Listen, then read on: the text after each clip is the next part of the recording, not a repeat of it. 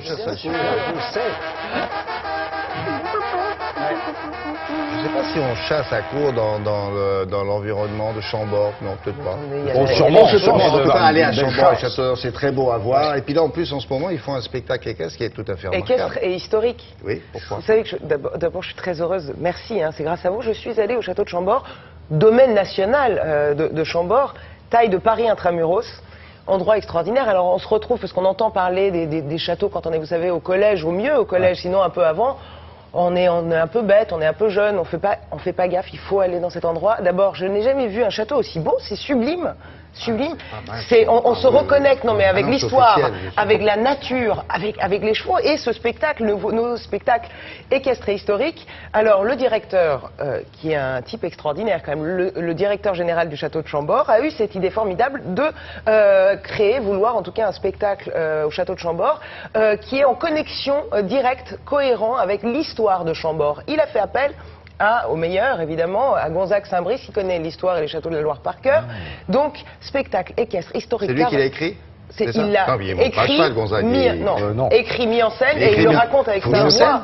Mis en scène, avec cette voix que vous connaissez bien et qui suit tous ces chevaux. C'est magique, regardez.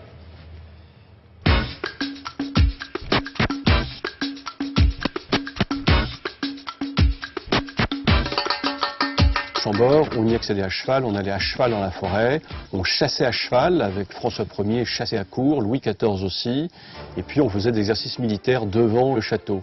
Et donc le cheval est vraiment intimement lié à Chambord.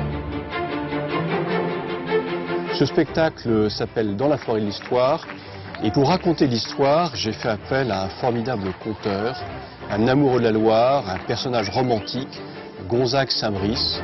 Toute la vie de François Ier, grand veneur devant l'Éternel, est placée sous le signe de la passion de la chasse. C'est quelqu'un qui sait joindre la qualité littéraire du texte à la liberté de la mise en scène.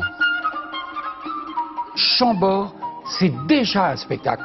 C'est le manifeste de la Renaissance de François Ier. C'est là que le roi Louis XIV, qui aime la chasse et le théâtre, va faire créer la première, avec Molière et Lully, du bourgeois gentilhomme. Il faut dire la vérité sur ce château manifeste qui a été tenu par des rois amoureux du spectacle. Quel joli nom! Chocolat! Le bourgeois gentilhomme qui est prêt à se faire turc pour épouser la fille d'un grand seigneur. Il y a des moments comiques avec le bourgeois gentilhomme, il y a des moments romantiques. Il y a des scènes de combat aussi, de sabre, de voltige, de cascade, notamment au moment du Premier Empire. Donc on survole l'histoire par plusieurs scènes. Ce n'est pas une narration continue. Une sorte de cavalcade à travers l'histoire de Chambord.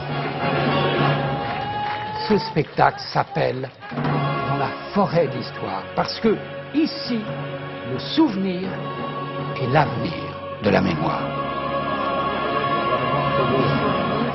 C'est beau. Le souvenir et l'avenir de la mémoire. Sacré Gonzague. C'est tout l'été, c'est en ce moment, c'est quoi? C'est en ce moment et c'est jusqu'au 29 septembre. Voilà. Et c'est 2 fois par jour. Et 2 fois par jour. Merci pour 300 beaucoup. personnes et c'est formidable. Sarah. Avec Thomas Herbet, nous allons à présent aborder un sujet très concernant.